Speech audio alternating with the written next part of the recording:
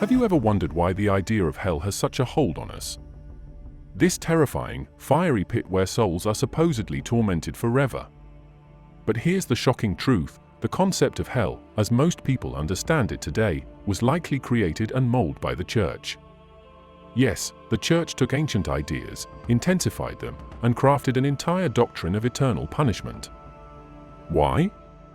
Let's dig in. In the original teachings of Jesus, there's no evidence that hell was this torturous realm of endless suffering. Look at his actual words. He talks about Gehenna, a real place outside Jerusalem where garbage was burned. It was a physical location, not a mystical underworld.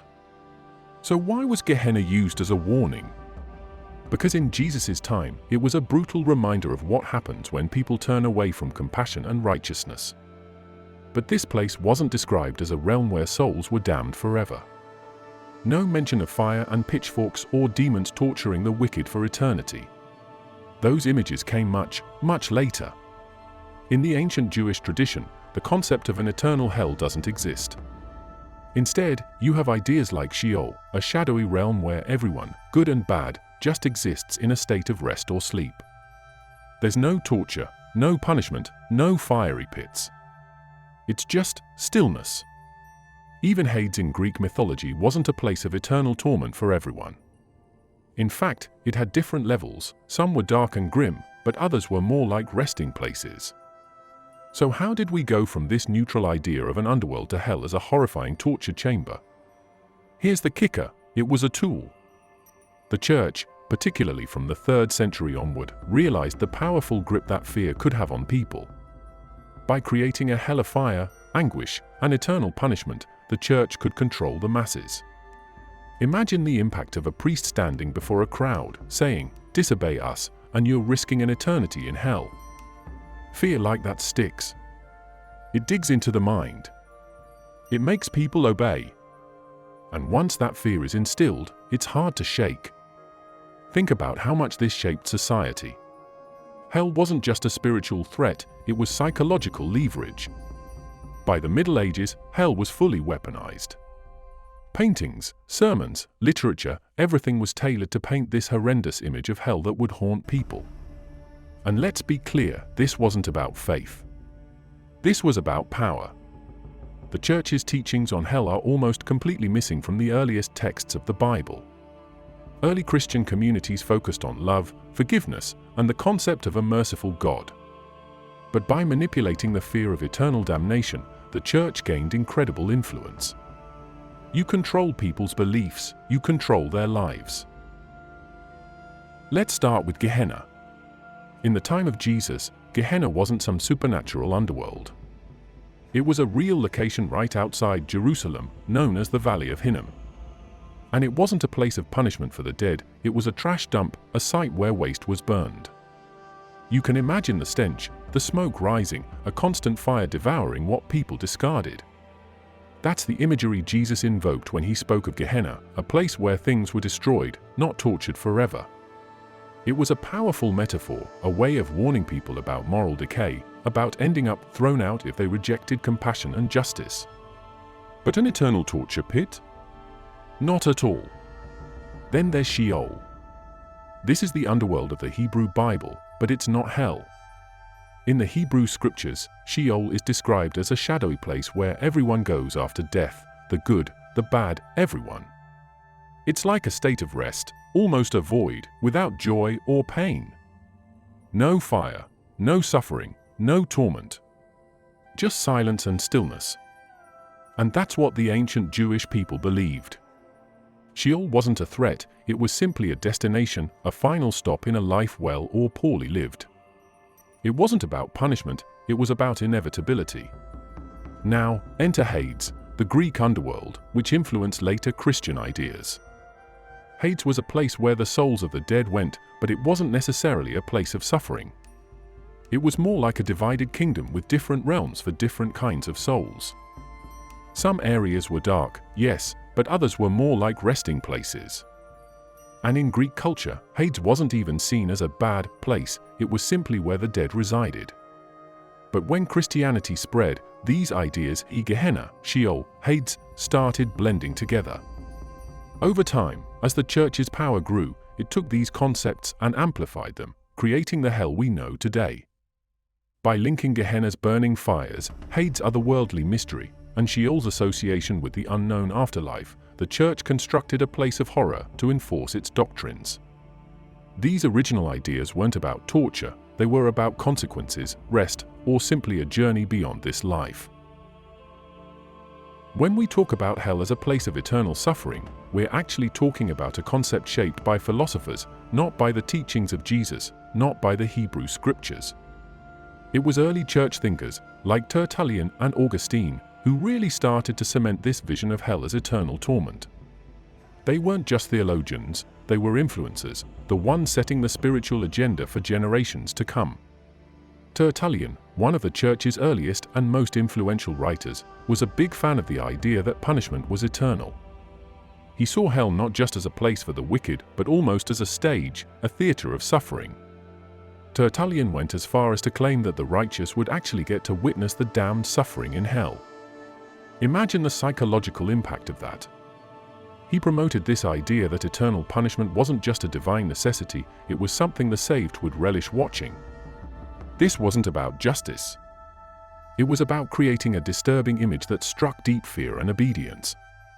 Then we have Augustine of Hippo, one of the most celebrated philosophers in Christian history. Augustine's ideas on sin, guilt, and punishment would end up dominating Western Christianity. He's the one who crystallized the notion of hell as a punishment without end, no possibility of parole, no hope for redemption. For Augustine, the very existence of hell was proof of God's justice, a way of balancing the scales for every act of sin, no matter how small or large. And he wasn't pulling these ideas out of thin air. Augustine was heavily influenced by Greek philosophy, especially the works of Plato. He adapted ideas about the soul, justice, and punishment from the Greeks and embedded them into Christian doctrine. The twist? None of this came from the words of Jesus or the teachings of early Judaism. It was a philosophical project, a human endeavor to make sense of divine justice by any means necessary. Augustine was fighting theological battles, trying to make Christianity the dominant moral authority in an empire that was crumbling under its own weight. Hell as eternal torture was a convenient doctrine. It helped solidify his position and, in turn, the church's influence over the masses.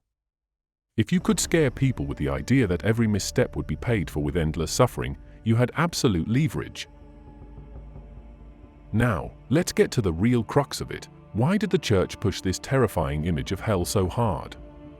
To understand that, we need to look at the historical context. In medieval Europe, the church wasn't just a religious institution. It was the most powerful organization in society, holding influence over kings, nations, and the entire social order. And what better way to keep people in line than with the constant threat of hellfire? For centuries, literacy rates were low, and the majority of the population didn't have direct access to the scriptures. They relied entirely on what the church told them. Priests, bishops, popes, they held all the cards. They alone decided what the people knew about God, heaven, hell, and everything in between. And with this knowledge, they crafted sermons and doctrines that emphasized hell as a place of unimaginable suffering. Not just as a consequence of evil deeds, but as a punishment for even the smallest deviations from church teachings. The church effectively turned hell into a weapon, a psychological tool that made people afraid to question authority. If you were told from birth that disobedience meant eternal fire, would you risk it? Of course not. The church knew this, and they used it to secure obedience, loyalty, and, crucially, financial support. People were so terrified of hell that they would do almost anything to avoid it.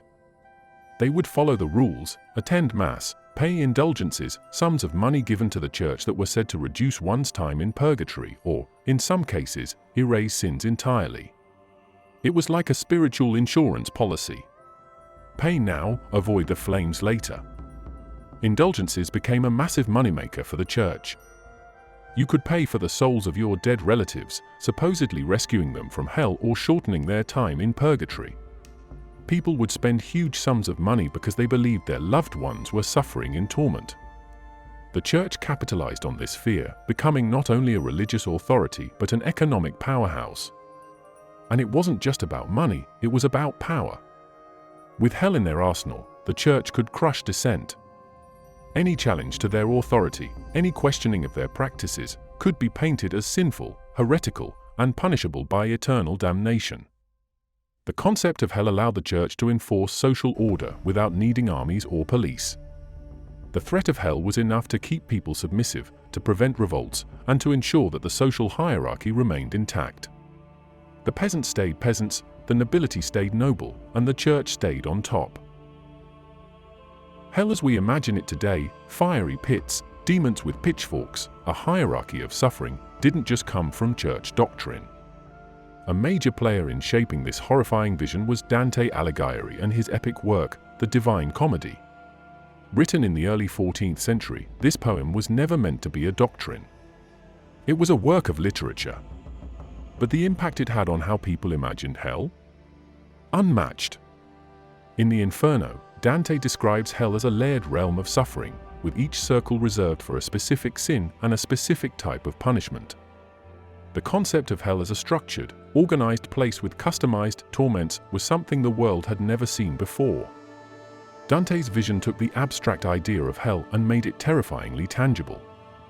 He transformed it into a place you could picture in your mind, a dark journey that felt real. The graphic punishments Dante described were horrific yet compelling. Lustful souls blown about by violent winds, murderers submerged in boiling blood, and traitors encased in ice at the very bottom, each punishment tailored to fit the crime. Dante painted a hell that was deeply imaginative and disturbingly specific. The kicker? Dante didn't intend for this to be a literal description of hell. His work was an allegory, filled with political commentary on the corruption of his time. But once the Divine Comedy gained popularity, people started interpreting it as fact. Priests, artists, even common folks began to see Dante's hell as the real hell. And since the church had already cultivated the idea of hell as a place of punishment, Dante's work served to fill in the details, providing imagery that resonated and lingered. The timing couldn't have been better or worse, depending on how you look at it. Renaissance Europe was a place of high superstition, low literacy, and a religious structure that held enormous sway over daily life. Most people didn't read the Bible themselves, they relied on what the church and, increasingly, the culture around them told them. And here was Dante's vision, detailed, unforgettable, and terrifying. It didn't take long before his poetic vision of hell became practically indistinguishable from church teachings on the afterlife. And then came the art. The Renaissance saw an explosion in religious art, and hell was a favorite subject. Artists like Hieronymus Bosch and Michelangelo picked up where Dante left off, creating scenes of hell so vivid that people could practically smell the sulfur. Bosch's grotesque visions of hell, filled with strange creatures and nightmarish landscapes, were the stuff of legends. You couldn't look at his paintings and not feel the weight of judgment, the horror of eternal suffering. The church didn't create these images, but they were more than happy to endorse them. Why? Because this kind of art reinforced their message, follow the rules or face the consequences. Michelangelo's Last Judgment, painted on the altar wall of the Sistine Chapel, is another example. Here was hell, vividly rendered in the heart of the church itself, a constant reminder to anyone who entered of the fate that awaited those who strayed. Michelangelo's depiction of the damned, writhing and falling, with the archangel Michael judging them, was an image so powerful that it echoed across Europe.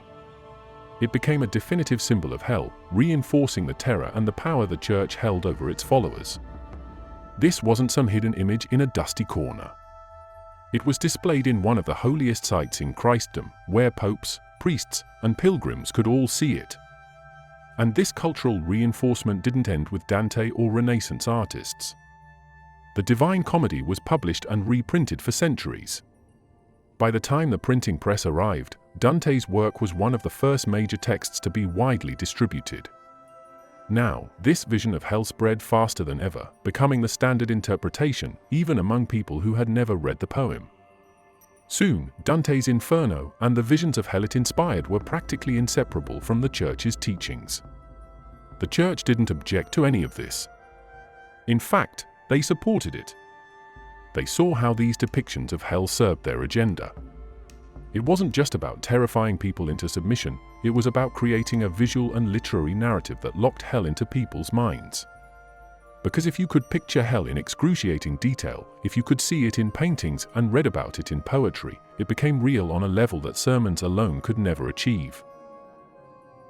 Let's dig into the Bible itself. What does it actually say about hell? The truth might surprise you, because the Bible's original languages don't offer the fiery torment narrative that's been hammered into popular belief. In fact, if you look closely, there's a real lack of evidence for eternal torture. First off, Sheol appears frequently in the Hebrew Bible, the Old Testament. Sheol isn't described as a place of suffering. It's essentially the land of the dead, a shadowy, neutral place where souls reside, awaiting the final judgment. In the book of Job, for instance, Sheol is simply where Job expects to go after death, a kind of resting place. There's no mention of punishment or eternal flames. It's a state of being after life, almost like a holding area for the soul. Then we have Hades, the term that comes up in the Greek translation of the Old Testament and in the New Testament. Hades, much like Sheol, is just the realm of the dead. It's not a place of active suffering. The Gospel of Luke mentions Hades when Jesus tells the parable of Lazarus and the rich man. The rich man suffers in Hades, but it's more of a temporary state, a narrative device, rather than a theological statement on eternal torment. In fact, Hades is often seen as a place where souls reside until the final judgment, after which they're either granted eternal life or face the second death. This second death concept is crucial. The book of Revelation talks about a final judgment where the wicked are cast into the lake of fire. This isn't described as hell in the conventional sense, rather, it's seen as the final destruction of the soul, annihilation, not torture. In other words, the wicked are destroyed rather than tormented for eternity. So, instead of eternal suffering, we see imagery of total obliteration. Theologians call this conditional immortality, the belief that only the saved are granted eternal life, while the rest simply cease to exist. This idea stands in stark contrast to the hell that's been depicted by art, literature, and centuries of church doctrine. Then there's Gehenna. We touched on this before, but let's clarify. Gehenna, a real valley outside Jerusalem, was a place associated with death and destruction, but it was not a pit of endless suffering. Jesus used Gehenna as a symbol, warning his followers about the consequences of a wasted life. When he spoke of Gehenna, he was tapping into the imagery of garbage being burned and destroyed there, not souls suffering forever. The idea was more about finality, the end of a life without purpose, cast into oblivion, not tortured endlessly. The cultural context matters here. For his audience, Gehenna represented loss and waste, not a supernatural torture chamber. And then we get to the fire. Jesus does speak of unquenchable fire in passages like the Gospel of Mark. But look closer, these fires were often symbolic. Fire in the Bible frequently represents purification or judgment, not torture. In passages from the Old Testament, fire was used as a symbol for God's cleansing presence, purifying rather than punishing. The New Testament carries this symbolism too. Fire burns away what's impure. In other words, the imagery of fire isn't always about torment, it's often about purging and refining. Another term that's key here is kolasis. In Greek, kolasis means correction or pruning. It's the word Jesus used when describing the punishment for the wicked. It implies discipline or reform, not endless torment. This concept suggests a purifying experience, a way to correct one's path rather than a sentence of suffering. This kolasis approach views God's judgment as a way of refining the soul rather than casting it into perpetual agony. The early Christian movement didn't preach hellfire, they preached resurrection and redemption. Look at Paul's letters, his focus is always on salvation, not damnation. Paul doesn't describe a place of torture for the unsaved. His writings emphasize the resurrection, the promise of eternal life for believers.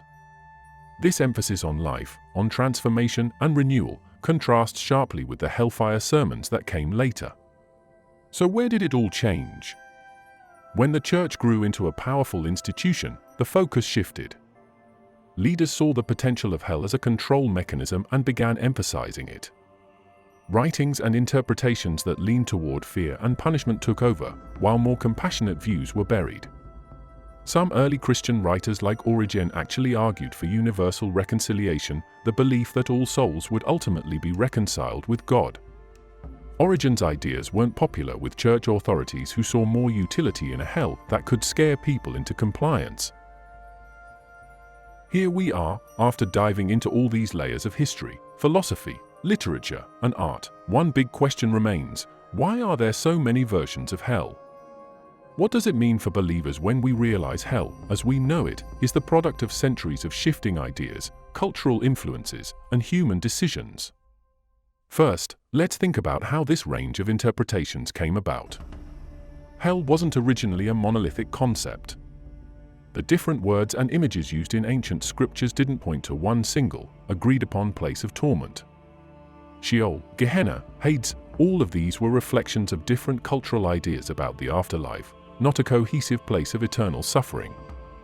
When Christianity spread through the Roman Empire, it encountered numerous beliefs, from the Greek underworld to the Egyptian concept of judgment in the afterlife.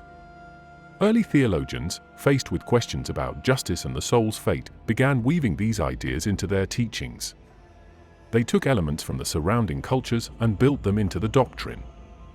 And let's not forget about the influence of fear as a tool. As Christianity gained power, particularly from the 3rd century onward, it became a state-backed religion with real political clout. Leaders saw hell's potential to keep people in line, to ensure obedience, and to prevent dissent. It wasn't enough to simply encourage people to live righteously. Hell provided a powerful stick to complement the promise of heaven.